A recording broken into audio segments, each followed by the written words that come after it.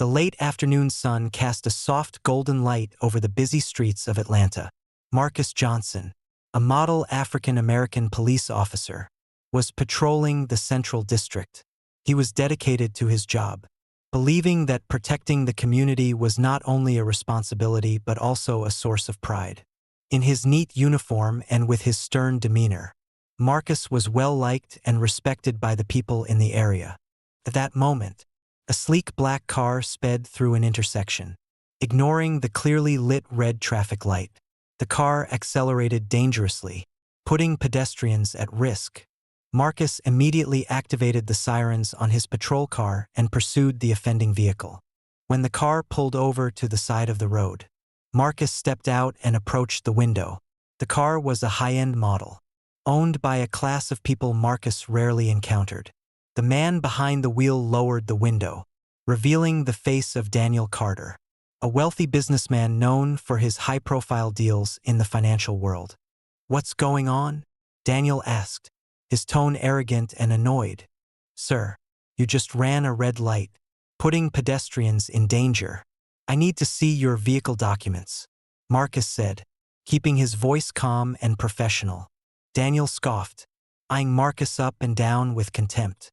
"Ran a red light? Are you sure you're not mistaken? Someone like you doesn't have the right to judge me."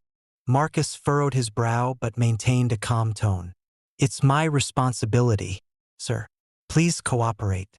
Daniel raised his voice, attracting the attention of nearby pedestrians. "Your responsibility? A cop like you knows the law? You think you're worthy to talk to me?" Daniel's words were like a knife to Marcus's dignity. However, he remained patient. He knew he couldn't let anger cloud his judgment, especially while representing the law. "I'm just doing my job. Please remain calm," Marcus replied, but his words only seemed to escalate Daniel's anger.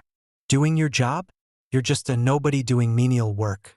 You should feel lucky to even be talking to me," Daniel shouted, pointing his finger directly at Marcus.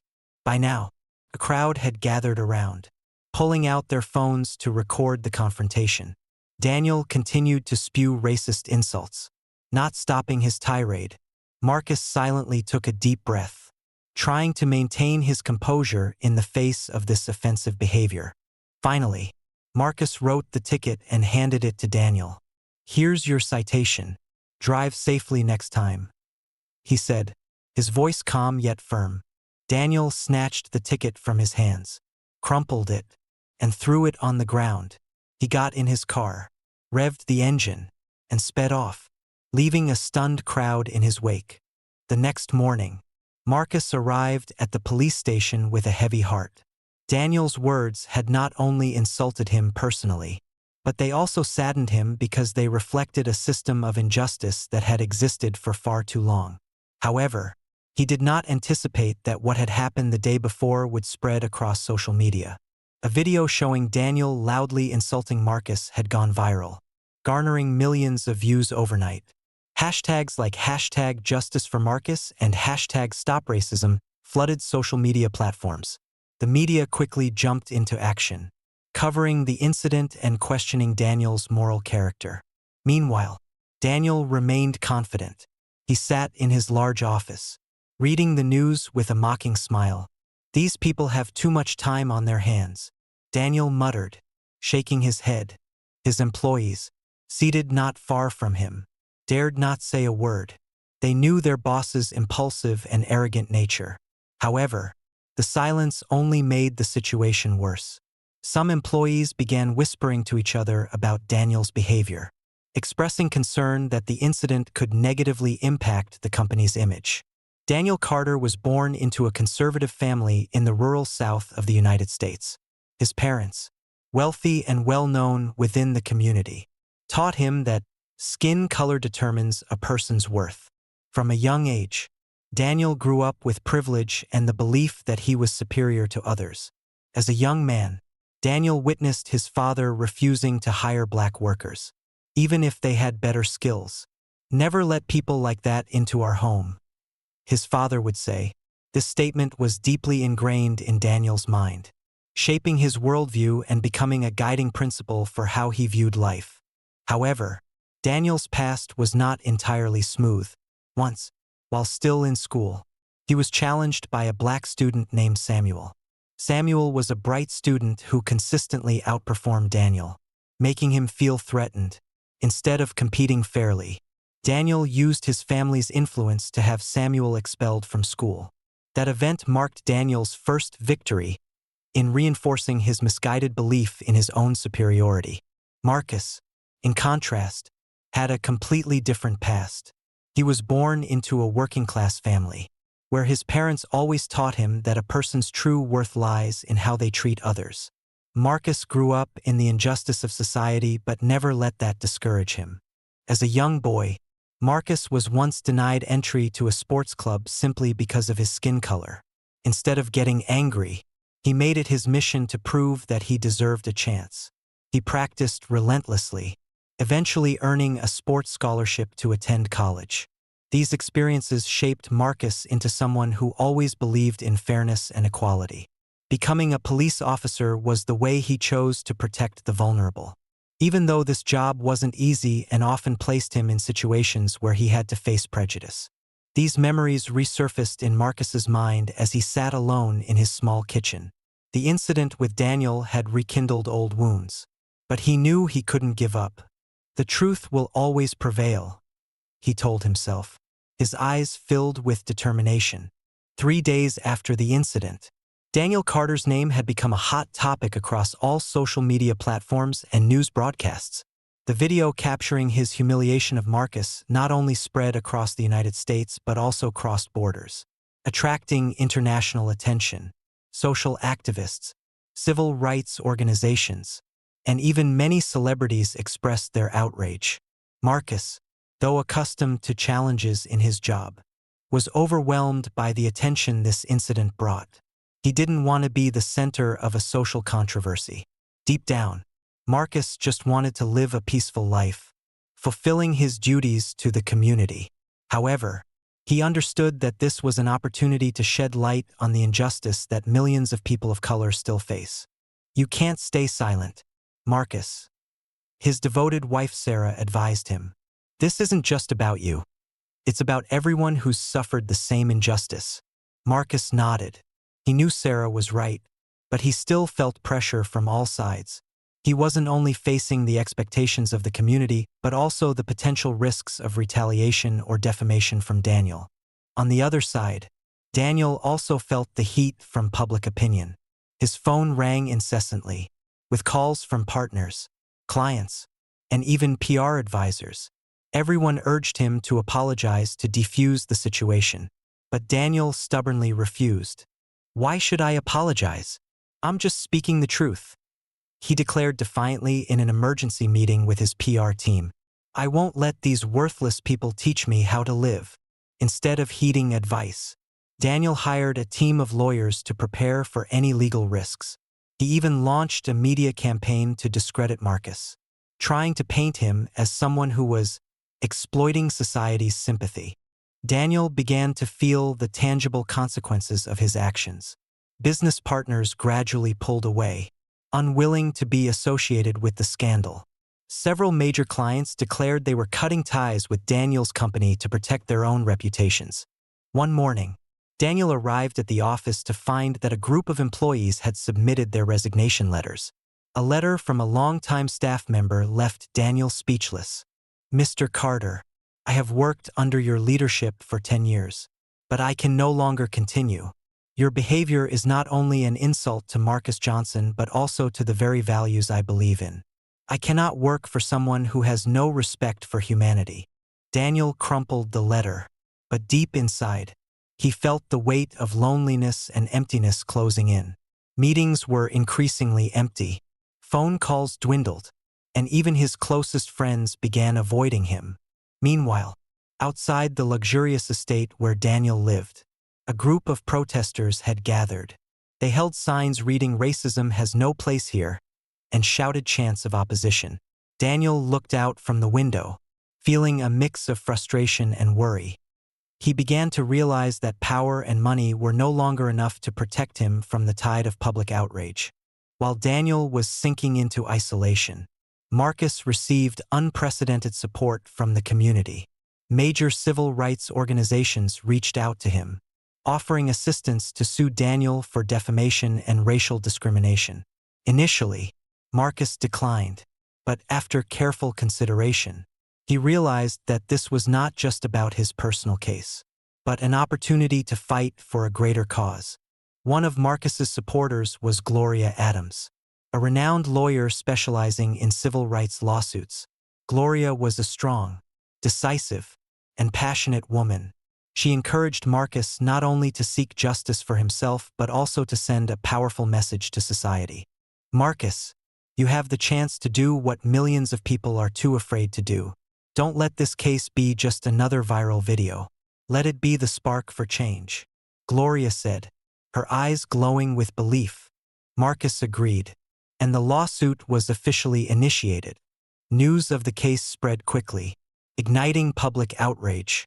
People from all over the country sent letters, emails, and even visited the police station to express their support for Marcus. The community where Marcus lived also organized a small march, where people carried banners and chanted slogans, "Justice for Marcus." Marcus stood among the crowd, feeling the strength of unity, though still under pressure. He knew he was no longer fighting alone. Backed into a corner, Daniel decided to fight back. He held a press conference to explain his actions. However, instead of apologizing, Daniel continued to blame Marcus and the public opinion. "I haven't done anything wrong. This is a deliberate attack on me and my reputation," Daniel said in front of reporters. "I will not bow down to the pressure from the crowd." Daniel's statements only worsened the situation. Public opinion reacted harshly, seeing him as someone who refused to repent. Journalists dug up past incidents involving Daniel, exposing his misconduct and questionable relationships. Meanwhile, Marcus's legal team, led by Gloria, continued to gather evidence. They found numerous witnesses willing to come forward and accuse Daniel of past racist behavior. Some people who had worked with Daniel also sent letters supporting Marcus, revealing his authoritarian behavior. The legal battle between the two sides grew more intense, and Daniel began to realize that he had underestimated the power of justice and the unity of the community. Cracks started to appear in his resolve, but his arrogance kept him from stepping back. Finally, the day everyone had been waiting for arrived. The district courthouse was bustling with dozens of reporters, Marcus's supporters, and curious onlookers eager to witness the trial. Outside the courthouse, civil rights organizations held large banners with slogans such as, "Justice has no skin color," and "Don't let hate win." Daniel appeared in an expensive suit, but the confident expression on his face had faded. Unlike his previous public appearances, Daniel was now tense. The pressure from public opinion, financial losses, and criticism from colleagues were beginning to strip him of his former arrogance. Meanwhile, Marcus entered the courthouse with Gloria Adams and his legal team. He wore a simple black suit, his demeanor calm but his gaze resolute.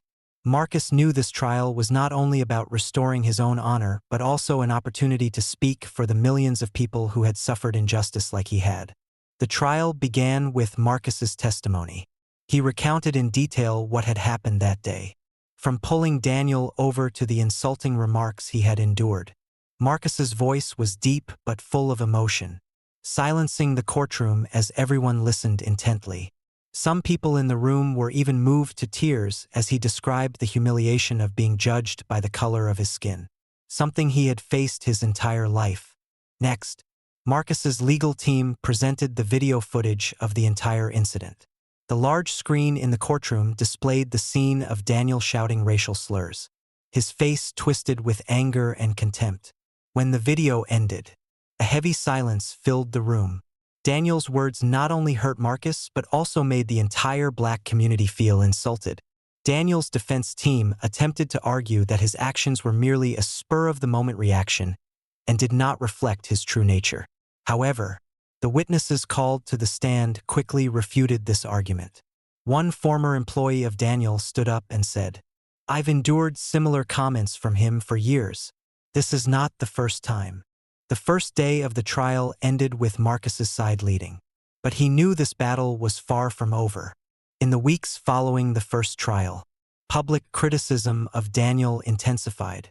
The remaining business partners gradually distanced themselves from him, causing Daniel's company to fall into a severe financial crisis. Large investments were withdrawn. The company's stock prices plummeted, and cash flow nearly dried up. Daniel sat in the empty office, staring at the financial reports filled with red numbers. "How did it come to this?" he muttered, overwhelmed by a sense of despair. He remembered the glorious days when he was a successful businessman, respected by everyone. But now, it all seemed to have crumbled in the blink of an eye.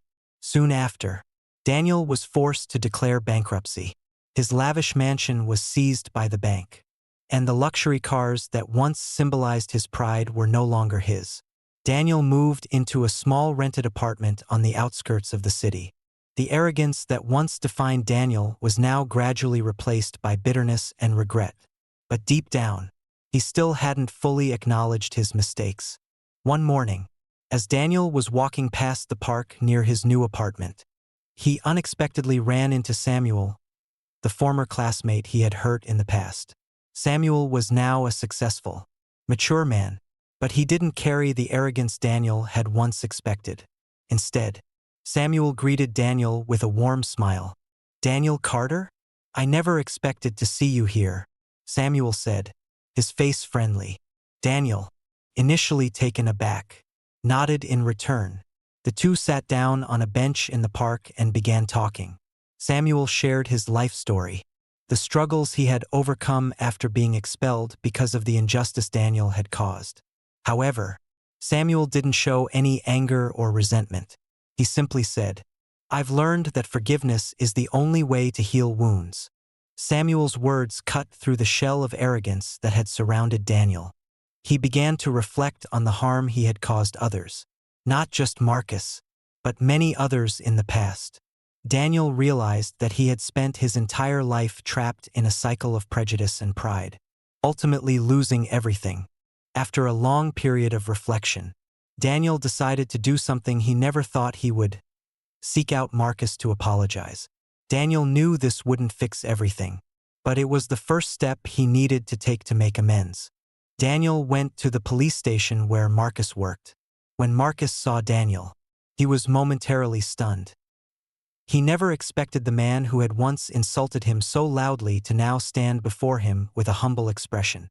"Marcus, I'm here to apologize," Daniel began, his voice trembling. "I was wrong. The things I said that day, there's no justification for them. I'm not asking for your forgiveness, but I need you to know that I am truly sorry." Marcus was silent for a moment. He looked at Daniel, now no longer with the arrogance, but with a man who had clearly been through many struggles.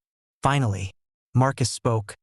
"I forgive you, Daniel, but my forgiveness doesn't erase what you've done. I hope you will use this opportunity to change and do better." The meeting between the two men became a symbol of reconciliation and marked the beginning of a new chapter in both their lives. For Daniel, it was the first step on his journey of redemption. For Marcus, it was a testament to the power of compassion and patience. After the meeting with Marcus, Daniel returned home with a heavy heart but also with determination. Marcus's simple words of forgiveness had deeply touched Daniel's heart. He knew that if he wanted to make amends, he couldn't just stop at words. Daniel began asking himself, "What can I do to truly change?"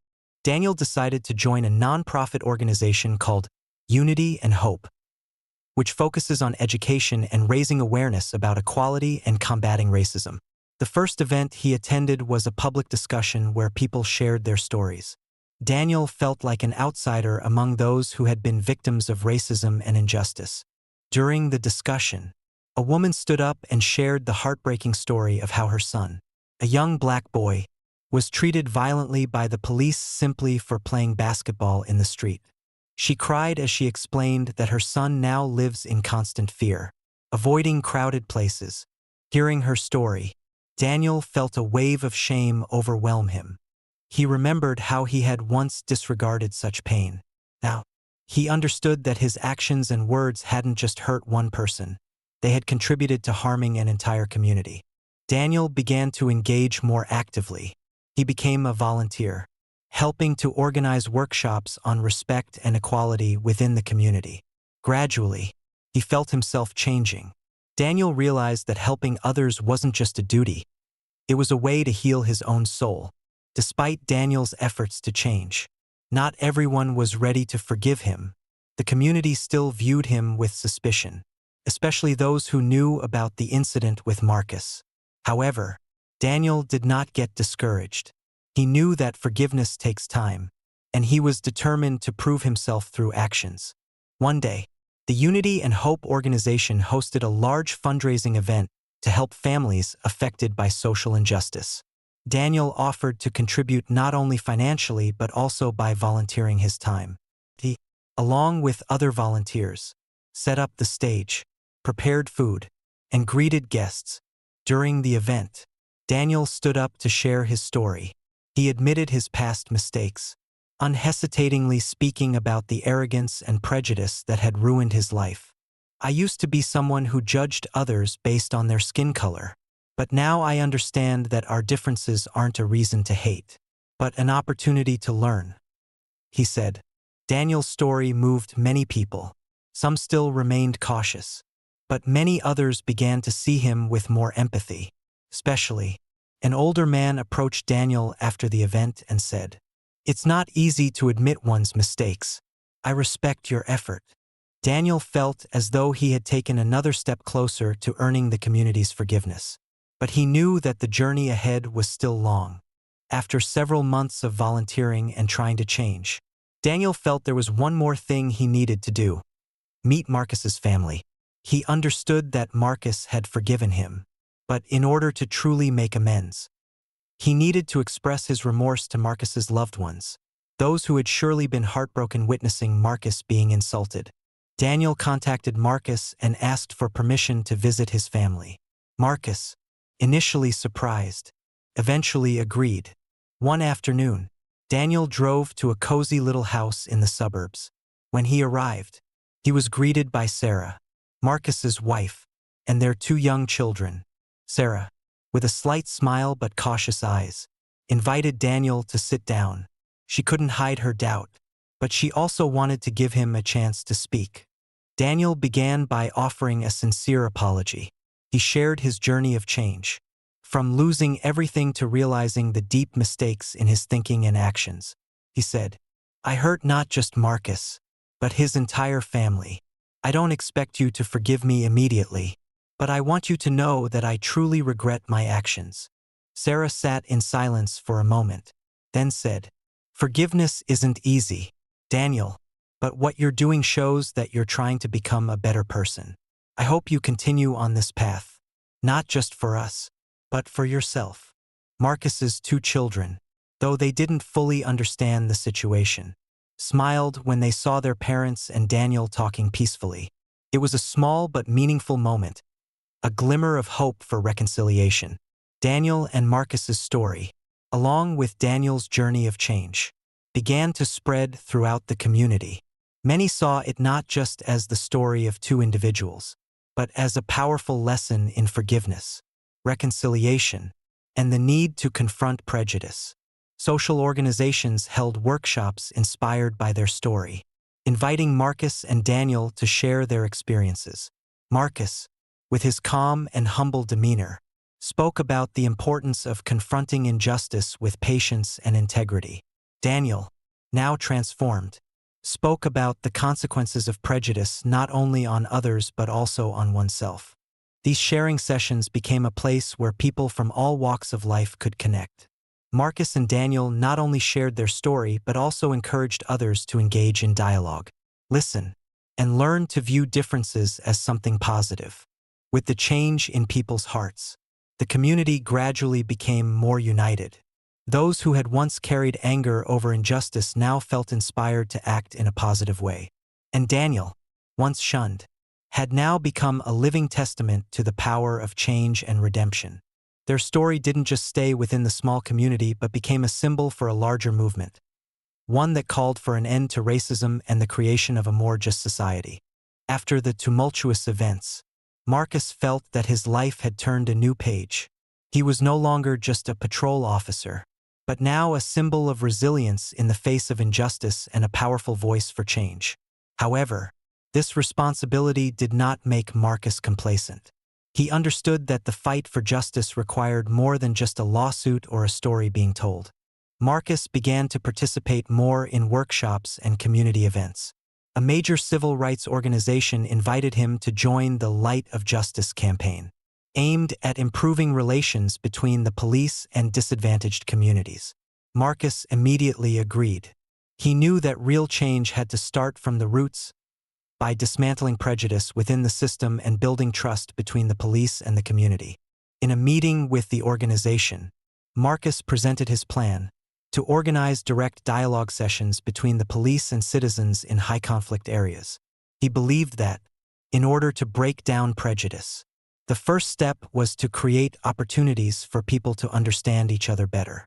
We can't expect change if we just stand back and watch. We have to listen and learn from each other, Marcus said, his voice filled with passion. These dialogue sessions quickly garnered attention.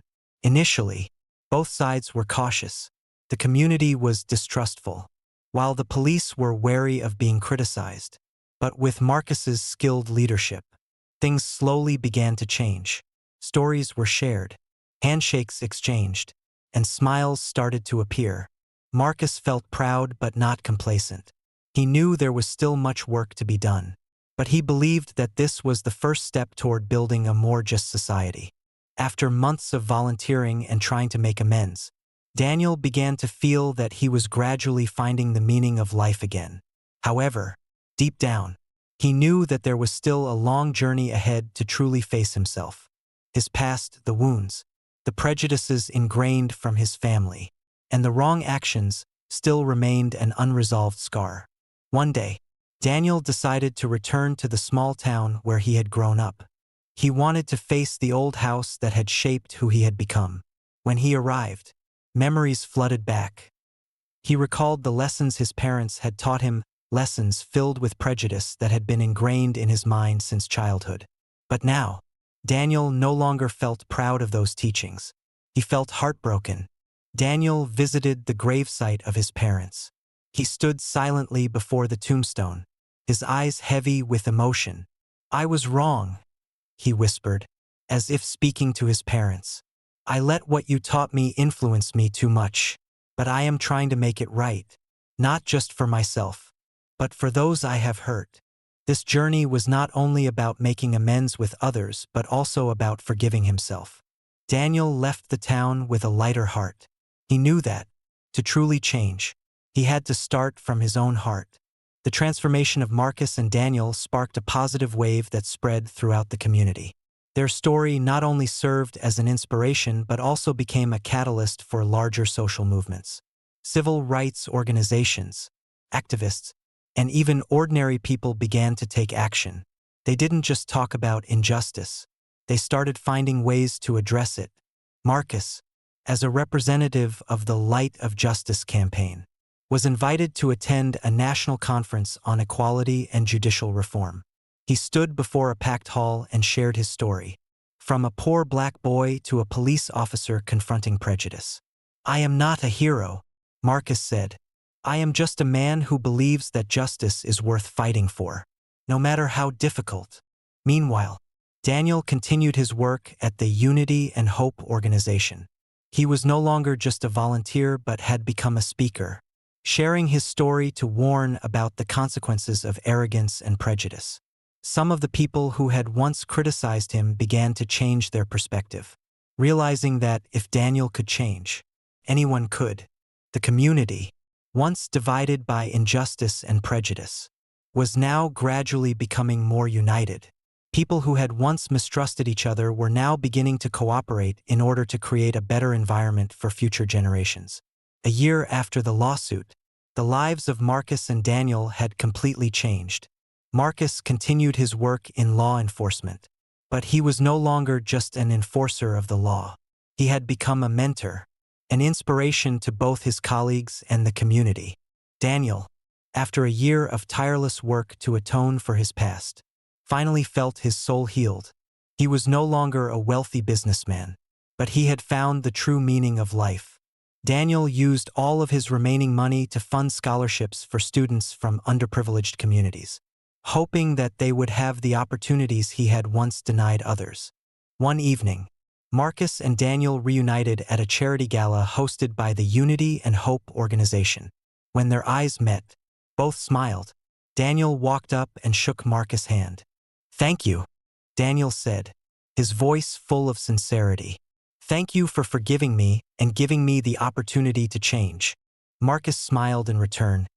"Thank you for not giving up. We all have the power to change, as long as we have the courage to face our mistakes."